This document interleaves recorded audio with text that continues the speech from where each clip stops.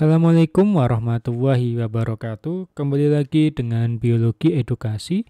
Kali ini biologi edukasi akan membahas mengenai transport pasif, yaitu lebih khususnya terkait dengan proses terjadinya osmosis. Tetapi sebelum itu kita akan bahas sedikit mengenai perbedaan antara transport pasif dan transport aktif ini. Perbedaan yang paling utama adalah transport pasif itu dia tidak membutuhkan energi. Jadi dia dalam prosesnya itu dia tidak butuh yang namanya energi. Jadi dia loss gitu aja. Sedangkan transport aktif dia butuh energi.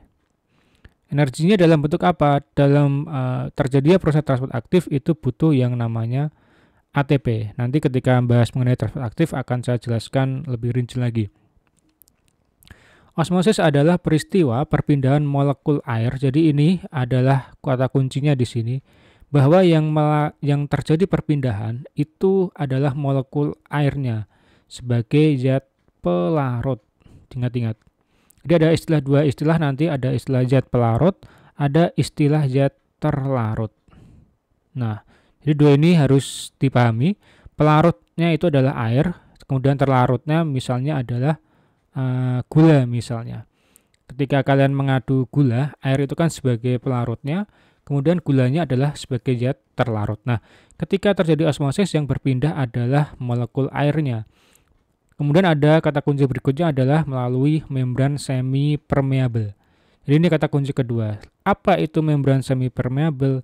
Membran semi permeable itu adalah salah satu membran yang hanya bisa dilewati zat tertentu saja, dilewati zat tertentu saja. Jadi hanya zat tertentu saja yang bisa melewati membran semi permeable. Biasanya yang sering terjadi adalah dikarenakan membran semi permeable ini dia memiliki lubang yang sangat kecil sehingga hanya zat tertentu saja yang diperbolehkan lewat ketika ukurannya lebih kecil daripada lubang tersebut. Kemudian dari yang berkonsentrasi rendah, ingat ya di sini konsentrasi rendah ke yang berkonsentrasi tinggi.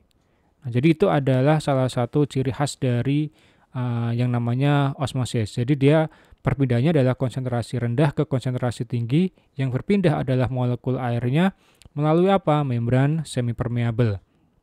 Nah, secara umum atau mudahnya adalah dalam proses osmosis itu yang terjadi proses migrasi molekul pelarut dari larutan yang encer menuju ke larutan yang lebih pekat.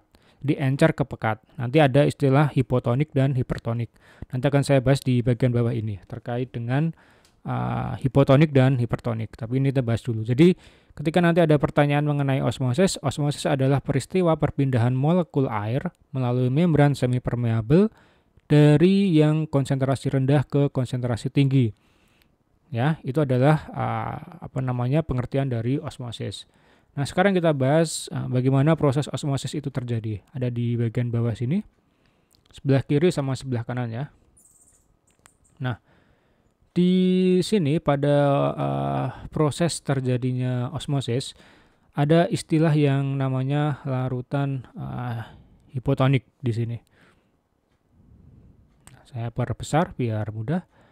Ada istilah hipotonik di sini. Nah, ini hipotonik.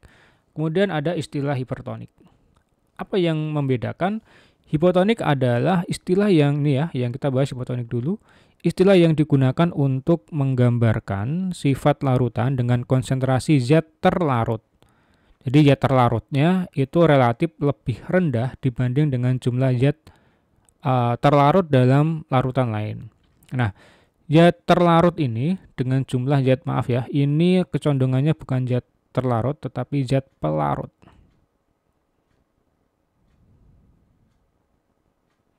Lebih mudahnya gini, zat pelarut. Jadi pada hipotonik kalau dilihat diilustrasikan pada gambar ini, yang merah-merah ini adalah zat terlarutnya. Nah, ini juga zat terlarut, molekul terlarut ini ya. Nah, kalau dilihat pada hipotonik itu jumlah molekul terlarutnya itu lebih sedikit. Misalnya kalau di gula, misalnya ya, kalian membuat larutan gula ditambah dengan gula. Misalnya di sini gulanya ini sama-sama misalnya airnya 200 ml, gulanya misalnya 20 gram. Dengan larutan gula sama-sama 200 ml, dimasukkan larutan gula dengan jumlah 100 gram. Mana yang larutan lebih hipotonik dibandingkan yang hipertonik? Maka yang ini, yang gulanya 20 gram, ini adalah sebagai larutan hipotonik. Kenapa hipotonik? Karena dia, kalau dibanding dengan yang bawah ya, hanya memiliki kandungan zat terlarut sebesar 20 gram, sama-sama 200 mili di sini. Sedangkan yang bagian yang bawah ini ini 200 ya. 200 mili tetapi larutan gulanya 100 gram. Maka ini dikatakan sebagai larutan hipertonik. Nah, jadi kalau ini dibandingkan ya, kalau dia tidak bisa berdiri sendiri antara yang atas sama bawah. Kalau dibandingkan seperti ini. Nah, kemudian yang hipertonik, ini di sini, yang hipertonik, apa larutan hipertonik itu? Larutan hipertonik adalah larutan yang memiliki konsentrasi zat terlarut lebih tinggi daripada larutan di lainnya. Jadi jumlah di zat terlarutnya ini dia tinggi. Nah, maka dinamakan sebagai larutan hipertonik. Nah, maka dari itu ketika terjadi proses osmosis ini, kita tahu bahwa pengertian dari osmosis tadi adalah dari konsentrasi rendah ke konsentrasi yang tinggi. Artinya, hipotonik ini adalah larutan yang konsentrasinya rendah. Ya, jadi hipotonik ini, larutan hipotonik, konsentrasi zat terlarutnya kan dia rendah. Nah, mungkin di sini agak sudah mulai sedikit paham. Lebih rendah, kemudian ini larutan hipertonik itu zat terlarutnya lebih tinggi. Nah, seperti ini. Ketika ini lebih rendah sama tinggi, bahwa ingat osmosis itu pergerakannya dari rendah menuju ke tinggi. Maka air yang awalnya ini dengan kapasitas ini membrannya ya di sini, putus-putus ini adalah membran selektif permeabel atau semi permeabel ini, membran ini. Nah, ini adalah membran tadi ya, selektif permeabel atau semi permeabel. Maka pada osmosis itu yang tadi yang terjadi perpindahannya adalah, ingat yang berpindah adalah airnya. Jadi air yang berpindah menyebabkan apa akhirnya? Karena airnya berpindah menyebabkan posisi di ketinggian airnya berbeda. Di sini jumlah airnya akan berbeda dengan jumlah air yang ada di bagian sini. Untuk apa? Untuk menstabilkan yang terjadi. Sehingga yang terjadi adalah nanti larutannya menjadi isotonik. Nah, isotonik seimbang ya, isotonik itu dia seimbang. Nah, jadi apa yang seimbang? Yaitu konsentrasinya antara yang sebelah kiri, yang sebelah sini dengan yang sebelah sini. Maka yang terjadi adalah jumlah molekul terlarut antara sebelah kiri ini dengan sebelah kanan, molekul terlarutnya itu dia tetap tidak berpindah. Artinya molekul yang di sebelah kiri ini, yang zat terlarutnya itu dia tidak berpindah ke sebelah kanan. Ini tidak terjadi. Yang berpindah hanya bagian airnya.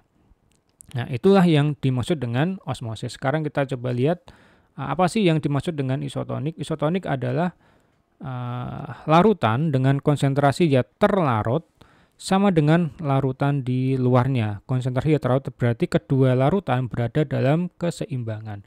Nah, tujuan terjadinya osmosis adalah agar antara sebelah kiri dan sebelah kanan itu dia posisinya seimbang. Nah, jadi posisinya dia seimbang ini konsentrasinya. Itu tujuan dari osmosis. Nah, di dalam makhluk hidup itu sangat diperlukan agar terjadi osmoregulasi atau keseimbangan cairan di dalam tubuh itu bisa seimbang. Sama halnya ketika manusia kekurangan air, maka tubuh akan merespon dengan rasa haus sehingga manusia itu akhirnya meminum air untuk menyeimbangkan larutan kadar air di dalam tubuh. Sama, osmosis juga seperti itu. Nah, ini adalah konsentrasinya dalam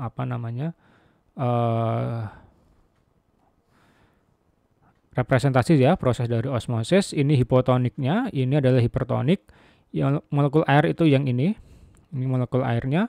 Nah, yang berpindah adalah yang molekul air ini berpindah ke arah sini, ke larutan yang lebih tinggi. Nah, itu adalah salah satu mekanisme osmosis yang terjadi. Molekul terlarut yang berikatan dengan molekul air. Jadi dia nanti akan terjadi perpindahan dari sebelah kiri ke sebelah kanan, dari larutan dengan konsentrasi rendah menuju ke larutan yang konsentrasinya tinggi. Nah, sekarang di sebelah sini ada yang ini kadang sering keluar di soal terkait dengan baik sel hewan maupun sel tumbuhan ketika dia dimasukkan ke sebuah larutan. Nah, di sebelah sini ada istilah hypotonic solution atau larutan hipotonik. Jadi ini adalah salah satu larutan hipotonik. Nah, hipotonik ini adalah isotonik, berarti dia seimbang kadarnya, konsentrasinya seimbang, dan ini adalah yang larutan hipertonik. Untuk membaca ini, itu dimulai dari yang bagian luar. Ini kan ada sel ini sel. Ini juga sel. Bagian luar ini adalah yang hipotoniknya. Berarti di dalam sel ini, dia bersifat, kalau di sini hipotonik, maka di dalam sel itu dia bersifat hipertonik. Artinya dia konsentrasinya tinggi di dalam sel. Nah, apa yang terjadi ketika sebuah sel itu dimasukkan ke dalam yang larutan hipotonik? Yang atas adalah ini bagi dua ya, seperti ini. Yang atas adalah sel hewan. Yang bawah ini adalah sel tumbuhan. Nah, apa yang terjadi ketika sebuah sel itu dimasukkan ke dalam sebuah larutan yang hipotonik? Artinya sel itu memiliki konsentrasi yang lebih tinggi, hipertonik, dibandingkan yang hipotonik. Maka akan terjadi proses yang namanya osmosis. Ingat, osmosis itu terjadi, perpindahannya adalah dari hipotonik menuju ke hipertonik. Karena di luar sel dia lebih rendah, maka yang terjadi adalah air ini yang di luar sel itu akan berdifusi ke dalam. Ya, jadi air itu nanti akan berdifusi ke dalam sini. Nah, masuk ke dalam sini. Akibatnya apa? Jumlah air di dalam sel itu akan bertambah. Ketika jumlah air sel di dalam sel itu bertambah dan sel itu tidak kuat menampung air, jadi terjadi tidak kuat, membrannya tidak kuat menampung air, maka terjadi yang namanya lisis ini. Kalau di Indonesia kan lisis. Lisis itu dia pecah ini, selnya pecah. Kenapa? Karena di sini jumlah air di dalam selnya itu akan semakin bertambah karena dari air yang di luar akan masuk. Nah, kemudian kalau apa yang terjadi pada tumbuhan? Ketika tumbuhan itu pada larutan yang hipotonik, sama ya, ini adalah hipotonik, di luar lebih rendah dibandingkan di dalam sel, sama, air itu dia akan bergerak menuju ke dalam sel. Nah, yang membedakan apa? Kalau di dalam sel ini justru kondisinya turgid atau normal. Kenapa kok bisa normal? Karena sel itu dia punya dinding sel ini. Nah, coba kalian perhatikan ketika kalian ada tumbuhan yang layu, kemudian disiram dengan air dengan jumlah yang banyak, apakah tumbuhannya akan mati? Tentunya tidak. Justru tumbuhan itu akan semakin tegak ya tumbuhannya. Kenapa? Karena dia punya dinding sel ini yang menyebabkan ketika konsentrasi di luar sel lebih rendah, air tetap masuk, tetapi dia ada pembatasnya ini. Nah, ketika pembatasnya dinding sel itu dia kan keras posisinya, dinding sel itu keras. Maka yang terjadi adalah sel itu air yang di dalam sel tidak akan keluar dari dalam sel karena dia ada pembatasnya ini, dinding selnya. Kalau pada sel hewan enggak. Nah, itu yang membedakan pada sel hewan sama sel tumbuhan, namanya turgid atau normal. Nah, kemudian pada larutan isotonik seimbang, ini berarti ada air yang masuk, kemudian ada air yang keluar. Karena dia seimbang di dalam larutan yang namanya isotonik, maka tidak terjadi proses yang namanya osmosis. Ini kondisinya normal, artinya sel itu tidak mengalami kerusakan sama sekali karena posisinya seimbang. Pada tumbuhan juga sama, ini juga seimbang, tetapi mana yang lebih baik antara dalam larutan hipotonik dan isotonik, ternyata pada tumbuhan itu yang lebih bagus adalah kondisinya yang turgid ini normal. Flaccid itu adalah lembek. Nah, tapi dia kondisinya masih normal ya, karena di sini tumbuhan tidak kekurangan air. Tetapi yang paling bagus adalah di solusi larutan yang hipotonik. Lalu apa yang terjadi ketika di luar sel ini dia bersifat hipertonik, artinya di luar sel itu dia konsentrasinya lebih tinggi dibandingkan di dalam sel. Dalam sel berarti dia lebih rendah.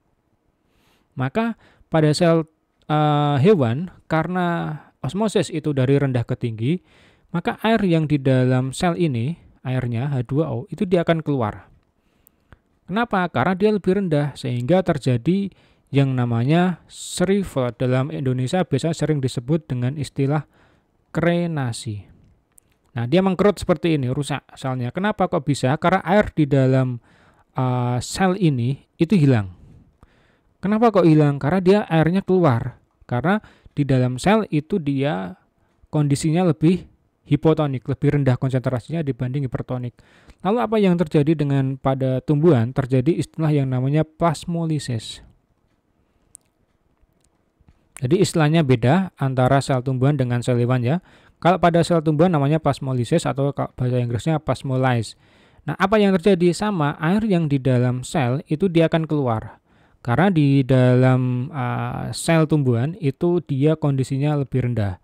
Nah, yang membedakan apa? Karena dia punya dinding sel, akibatnya terjadi kerutan-kerutan seperti ini. Ini ada rongga di sini.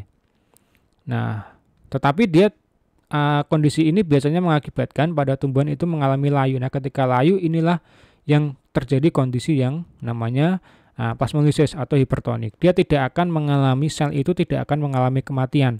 Beda dengan pada sel hewan, ketika dia terjadi hypertonic solution atau hipotonik, pasti selnya akan mengalami kerusakan. Berbeda dengan tumbuhan yang masih bisa tetap dipertahankan bentuknya, meskipun ketika tidak ada air, lama-kelamaan juga akan mengalami kematian. Nah, kemudian satu lagi di sini, saya tunjukkan sebelum kita akhiri ya untuk ini. Di sini adalah salah satu mekanisme osmoregulasi atau tadi ya keseimbangan sel di mana terjadi pada yang namanya paramecium. Nah, paramecium itu dia punya keseimbangan mekanisme osmosis. Biasanya pada makhluk hidup yang pada paramecium ini yang terjadi adalah di luar sel itu dia kondisinya lebih hipotonik. Sedangkan di dalam sel itu dia lebih hipertonik. Nah, sehingga air yang dari luar ini dia pasti akan masuk ke dalam paramecium ini. Nah, kalau paramecium ini tidak punya mekanisme kontrol, maka yang terjadi paramecium ini akan mati. Lalu bagaimana cara kontrolnya? Dia pakai yang namanya vakuola kontraktil.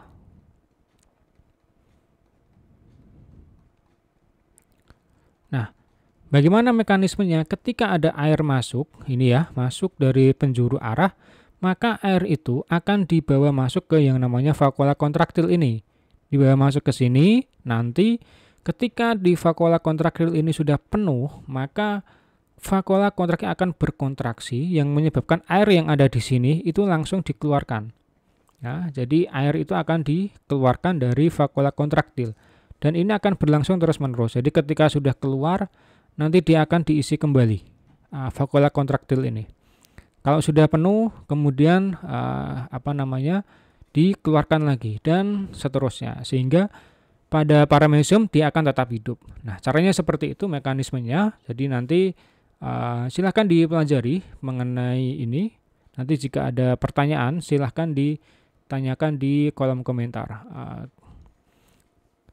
Saya rasa itu penjelasan dari saya mengenai transfer pasif yang terjadi pada osmosis. Sampai jumpa pada materi-materi berikutnya di biologi edukasi. Wassalamualaikum warahmatullahi wabarakatuh.